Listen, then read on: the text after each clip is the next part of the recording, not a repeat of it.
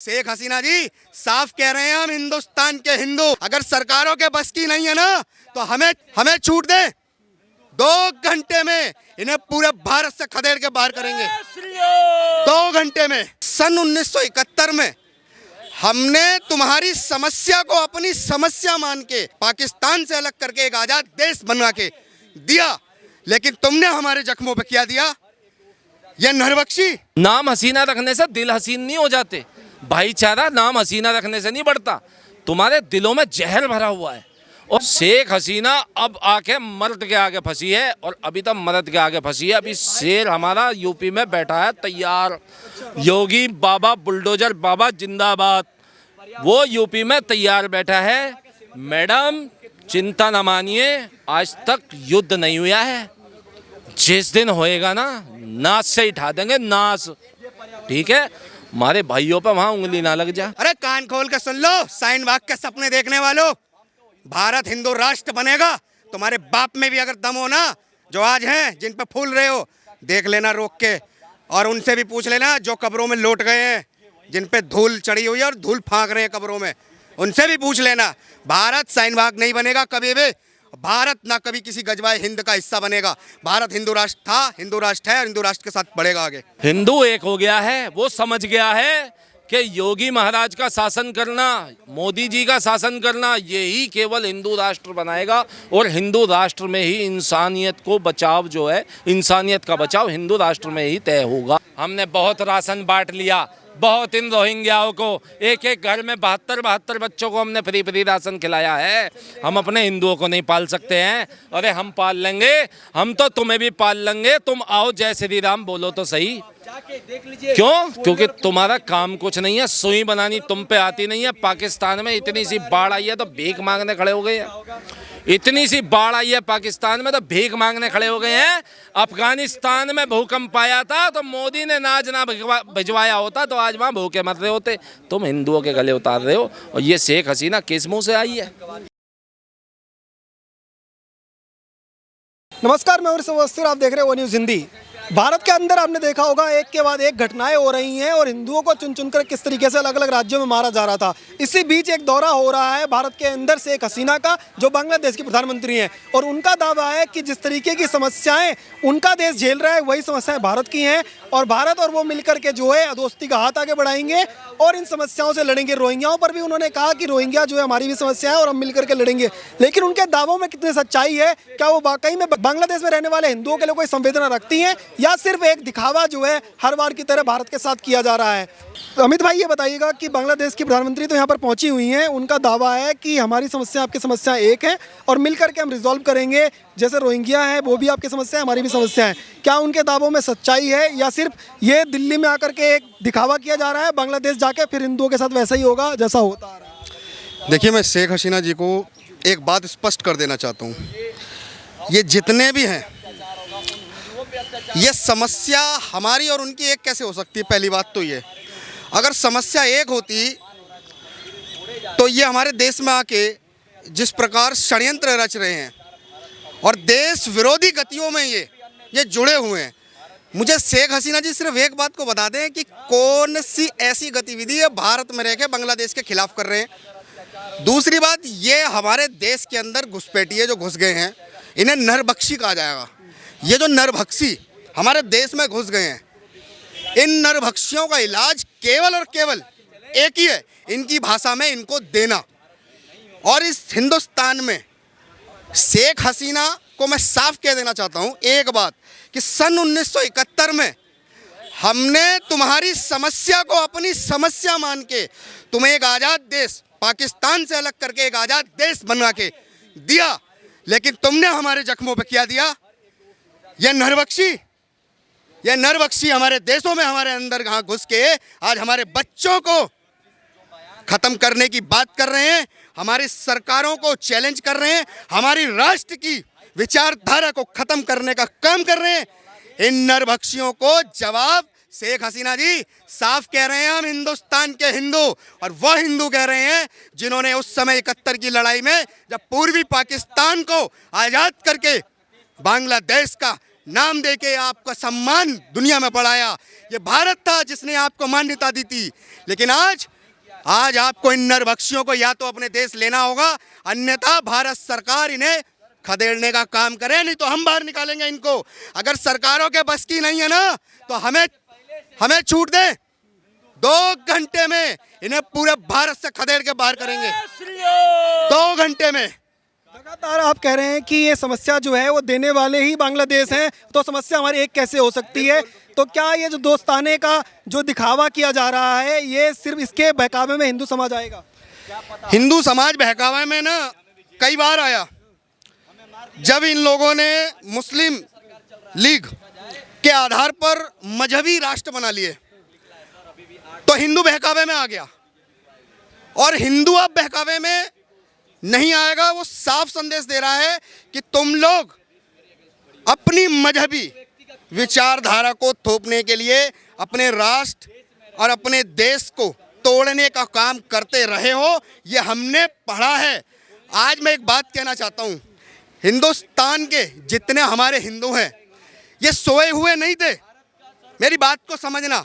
हिंदुस्तान का एक भी हिंदू सोया हुआ नहीं था, लेकिन इन्हीं भाईचारे के नाम पर हमारी सरकारों ने इन्हें हमारे इतिहासों से दूर रखने का काम किया। हमें हमारे इतिहासों को पढ़ाया नहीं गया। जो पीढ़ी अपने इतिहास को नहीं जानती है तो वो वैसे ही मृत्यु के समान हो जाती है। जैसे आज लोग कह रहे हैं कि हिंदू सोया हुआ नहीं है। हिंदू आज जगेगा, अपने इतिहास को उठाएगा, अपने इतिहास की भूल को सुधारेगा। जिस प्रकार रूस यूक्रेन को जवाब दे रहा है, उसी प्रकार आने वाले समय में भारत जिहादियों को, इन घुसपैठियों को जवाब देगा। और भारत अखंड हिंदू राष्ट्र के साथ संकल्प के साथ पूरे विश्व में इन जिहादियों को इनकी औकात दिखाने का मादा रखता है। और हिंदुस्तान के हर हिंदू वीर की ताकत ये दुनिया जानती है। अमित भाई, ये बताइएगा, जिस तरीके से आप बात कर रहे हैं तो अपने ही देश के कुछ लोग हैं वो ये कह देते हैं कि बांग्लादेश के हिंदुओं से हमारा क्या लेना देना है, हमारा हिंदू समाज के बारे में बात करें, बांग्लादेशों से क्या लेना देना है।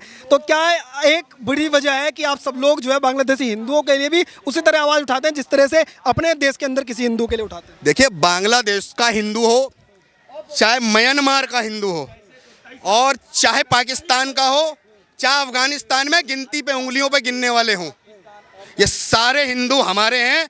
और मैं कहता हूं भारत सरकार एक ऐसा कानून लाए कि इस दुनिया के किसी भी कोने में हमारा हिंदू है वो हमारा नागरिक है, और नागरिकता देने का काम कानून बना के दे उस नागरिक को। हम अपने हिंदू भाइयों के साथ हैं और रहेंगे, वो हिंदुस्तान से बाहर किसी भी कोने में दुनिया में हो। कानून तो कई बार बनाने की बात हुई, और सीए जैसे जो कानून है वो इसलिए लाए गए कि ताकि वहाँ पर जो ऐसे भी हिंदू जहाँ भी हैं उनको लाया जाए। लेकिन शाहीन बाग जब बन जाएगा तो आप फिर क्या करेंगे? नहीं, शाहीन बाग नहीं बनेगा। अब शाहीन बाग नहीं बनेगा। अरे कान खोल के सुन लो, शाहीन बाग के सपने देखने वालों, भारत हिंदू राष्ट्र बनेगा। तुम्हारे बाप में भी अगर दम हो ना, जो आज हैं जिन पे फूल रहे हो, देख लेना रोक के, और उनसे भी पूछ लेना जो कब्रों में लौट गए हैं, जिन पे धूल चढ़ी हुई है और धूल फाँक रहे हैं कब्रों में, उनसे भी पूछ लेना। भारत शाहीन बाग नहीं बनेगा कभी भी। भारत ना कभी किसी गजवाए हिंद का हिस्सा बनेगा। भारत हिंदू राष्ट्र था, हिंदू राष्ट्र है, और हिंदू राष्ट्र के साथ बढ़ेगा आगे। और जिस तरीके से दावे किए जा रहे थे बांग्लादेश की ओर से कि हिंदू समाज जो है उनके लिए वहाँ पर काम किए जाएंगे, पर वाकई में वहाँ पर मंदिर टूटते हुए जो है वो दिखाई देते हैं, वहाँ पे पुजारियों को पीटा जाता है। इस तरीके की तस्वीरें जब बाहर आती हैं तो क्या हिंदू समाज जो है वो आहत नहीं होता, और क्या सवाल नहीं पूछेगा शेख हसीना के भारत आने पर?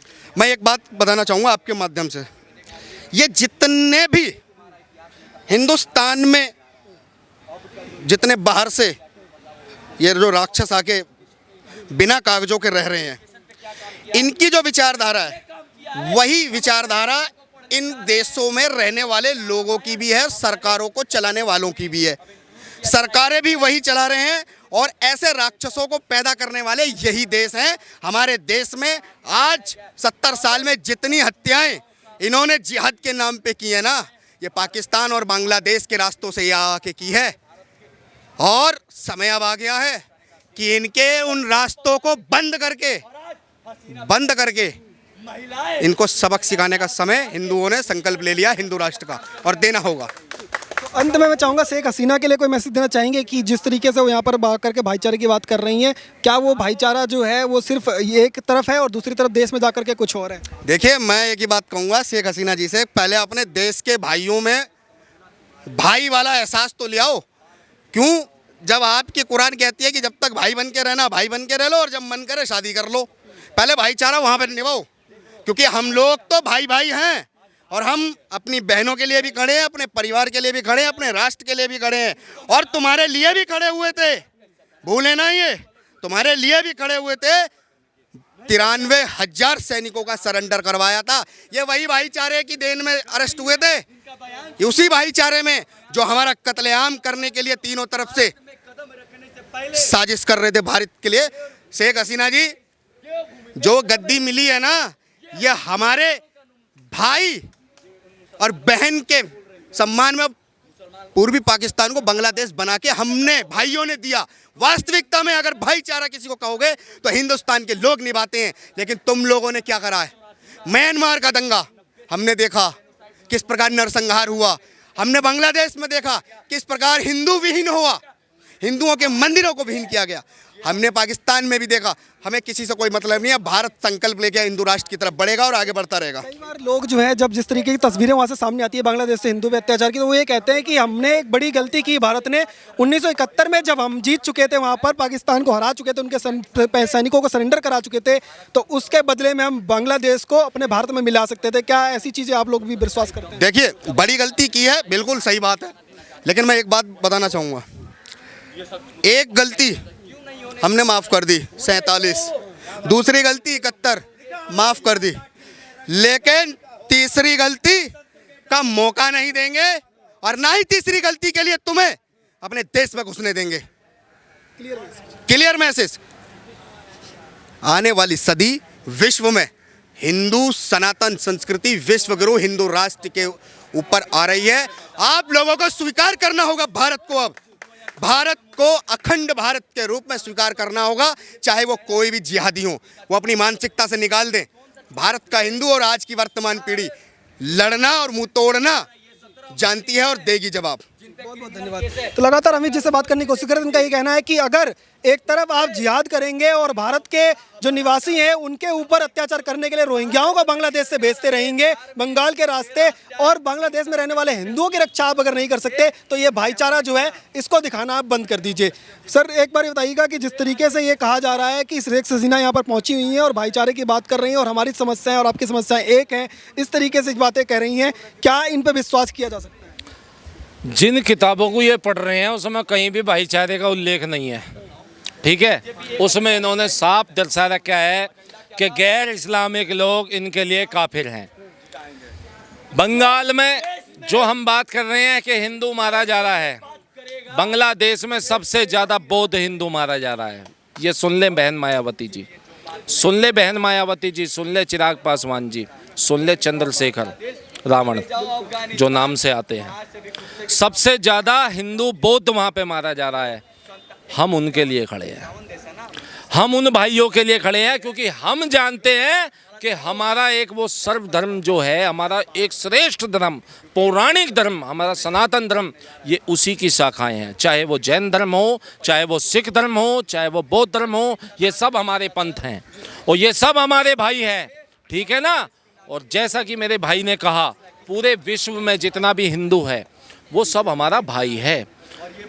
सिटीजन अमेंडमेंट एक्ट में फिर से एक प्रावधान लाया जाए, जितने भी हिंदू भाई अखंड भारत के नक्शे में रह रहे हैं, अखंड भारत के नक्शे में अफगानिस्तान से लेकर बांग्लादेश, म्यांमार तक जितने भी हमारे हिंदू भाई रह रहे हैं, वे सब इस देश के नागरिक हैं। खुला निमंत्रण है, जब चाहे आएँ, जब चाहे रहें। हमने बहुत राशन बांट लिया, बहुत इन रोहिंग्याओं को, एक एक घर में 72 बच्चों को हमने फ्री राशन खिलाया है।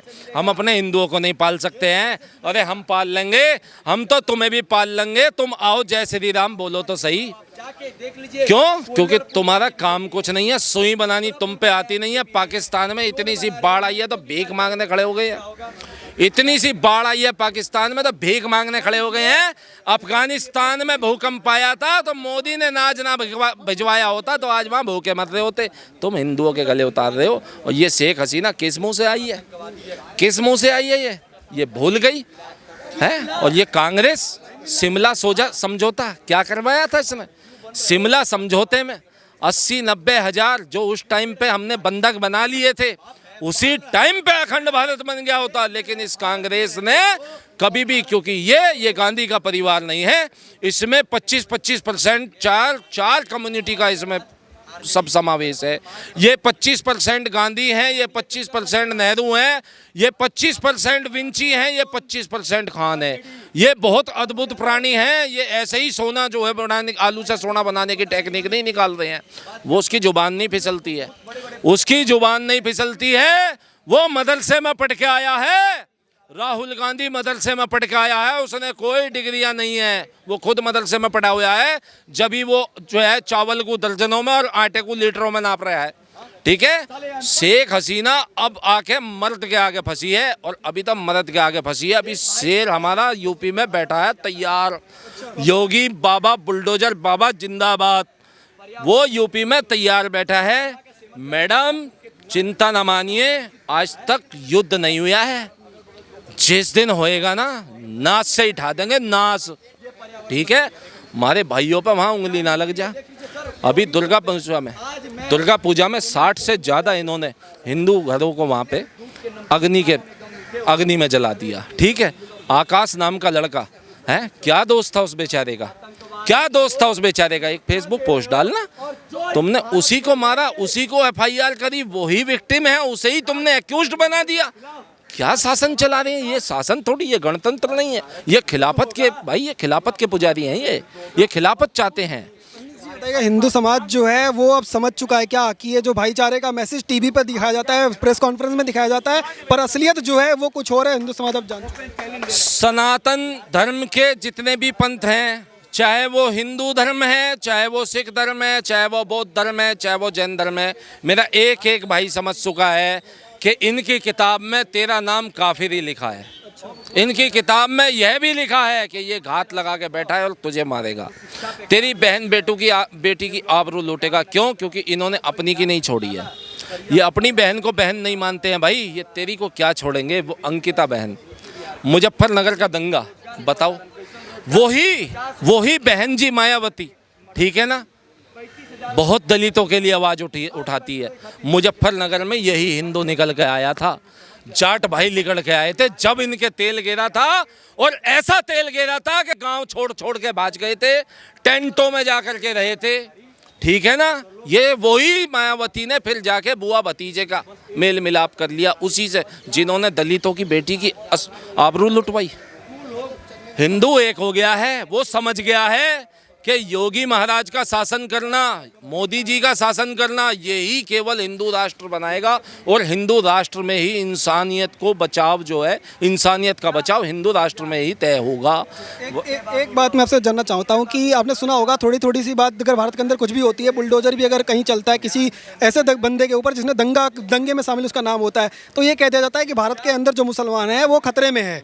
लेकिन क्या बांग्लादेश के वो हिंदू जिनके घर तोड़े जा रहे हैं, मंदिर तोड़े जा रहे हैं और उनको वहाँ से काटा मारा जा रहा है और भगाया भी जा रहा है, क्या उनके लिए भी ये बात जो है वो की जाएगी और शेख हसीना से सवाल पूछा जाएगा? ना, उनके लिए कोई नहीं बोलेगा भाई, ना तो ये केजरीवाल उनके लिए बोलेगा।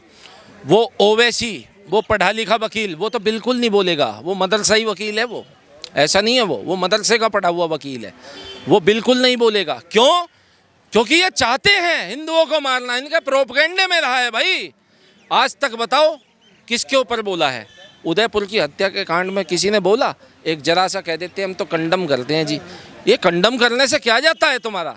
है यहाँ अपनी अस्मत्ता को, अपने धर्म को हम केवल प्रोटेक्ट करने के लिए हिंदू, जैसे नुपुर शर्मा ने वो प्रोवोकेशन में जो दिया है, तुम उस पर जाकर के गर्दनें उतार देते हो। हैं बंगाल में तुम आज क्या कर रहे हो? शेख हसीना, नाम हसीना रखने से दिल हसीन नहीं हो जाते। भाईचारा नाम हसीना रखने से नहीं बढ़ता। तुम्हारे दिलों में जहर भरा हुआ है और इस जहर को अब हमारा कोबरा डंक इसे ख़त्म करेगा। इस जहर को हमारा कोबरा डंक खत्म करेगा, क्योंकि वही शिव जी का नाग है जो तुम्हें डस डस के तुम्हें सनातन संस्कृति के पाठ पढ़ाएगा। बहुत बहुत धन्यवाद। तो लगातार बात करने की कोशिश कर रहे हैं। इनका यही कहना है कि देश में रहने वाले तमाम जो लोग हैं उनके मन में रोष है, और अगर भारत देश के अंदर बांग्लादेश की प्रधानमंत्री आती हैं तो उनसे ये सवाल ज़रूर पूछा जाएगा कि जो हिंदुस्तान के तमाम जो लोग हैं उनके ऊपर जिस तरीके से रोहिंग्या को अत्याचार जो सहना पड़ रहा है उसके लिए अगर बांग्लादेश जिम्मेदार है, तो फिर अब सवाल पूछना जाएगा कि जो वहाँ पर हिंदू समाज के लोग रह रहे हैं उनके लिए कौन जिम्मेदार है। आप देखते रहिए ओ न्यूज़ हिंदी। धन्यवाद। जय हिंद।